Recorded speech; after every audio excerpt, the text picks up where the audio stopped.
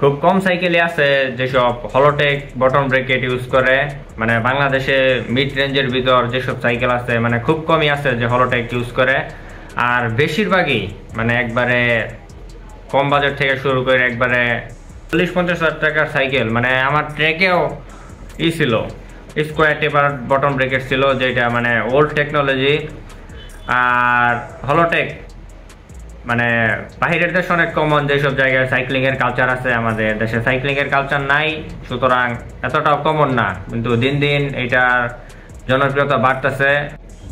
মানে হলোটেক আর স্কোয়ার টেপার খুব আহামরি ডিফারেন্স না থাকলেও মানে হলোটেকে কিছু সুবিধা আছে, যেরকম এটা যেভাবে ডিজাইন করা, দুই পাশে যে বিয়ারিং থাকে ওইটা মানে অনেক অনেক বেশি স্টিফ, মানে এফিসিয়েন্সি অনেক বেশি। আর স্কোয়ার টেপারের তুলনায় হলোটেক মানে এইভাবে ডিজাইন করা যে এটা আরো অনেক বেশি দিন লাস্ট করবে, কারণ মানে অনেক অনেক বেশি কিলোমিটার চালাইছেন ওই হিসাবে না, কিন্তু যেইভাবে ডিজাইন করা যে এটার ভিতরে মানে কাদা পানি কম ঢুকবে, এই কারণে এটা আরো বেশি লাস্ট করবে।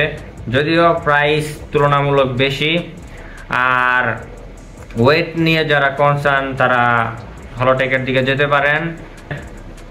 ধরেন আপনার বটম ব্রেকেট স্কোয়ার টেপার ওইটা 300 গ্রাম, আর এটা যদি হলোটেক হইতো তাহলে এটা 100 গ্রাম হইতো, মানে এই 200 গ্রাম সেভ করতে পারলেন। আমি আমার ট্রেকের ওয়েট কমানোর জন্য হলোটেককে শিফট হয়েছি, আর 2x ছিল ওইটা 1x কনভার্ট করছি, ভিডিও আছে দেখতে পারেন। আর আমার মনে হয় না আমি আর জীবনে বটম ব্রেকেট যেগুলা স্কোয়ার টেপার আছে ওইগুলা ইউজ করব, কারণ মানে এটা দেখতে সুন্দর লাগে, মানে একটু ইউনিক, আর কিছু এক্সট্রা বেনিফিট তো আছেই। এই আজকের ভিডিও। যারা এখনো খেয়াল করেন নাই যে আমার চশমা ভাঙা, এটার কাহিনীটা বলি। এটা এই সাইড থেকে ভেঙে গেছে, পরে আমি কয়েক মাস চালাইছি, পরে আবার এই সাইড থেকেও ভেঙে গেছে। এই দুই সাইডে মানে রড লাগিয়ে দিছি আমি চিকন, ওইটা আমি 4-5 মাস ইউজ করছি।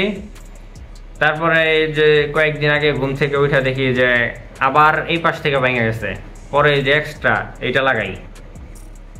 এখন দেখি কয়দিন ইউজ করতে পারি। মানে প্লাস্টিকের চশমা যারা ইউজ করে ওরা দোকানে কেনার সময় দেখায় যে মানে এই বাঁকা করে কত রকম করে, মানে ভাঙা সম্ভব না। আর আসলে এগুলা প্লাস্টিকের কোয়ালিটি ডিগ্রেড হয়ে যায়, একটা সময় পরে ভাঙা যায়। যারা লং টাইম ইউজ করতে চান তারা স্টিলের গুলো ইউজ করবেন।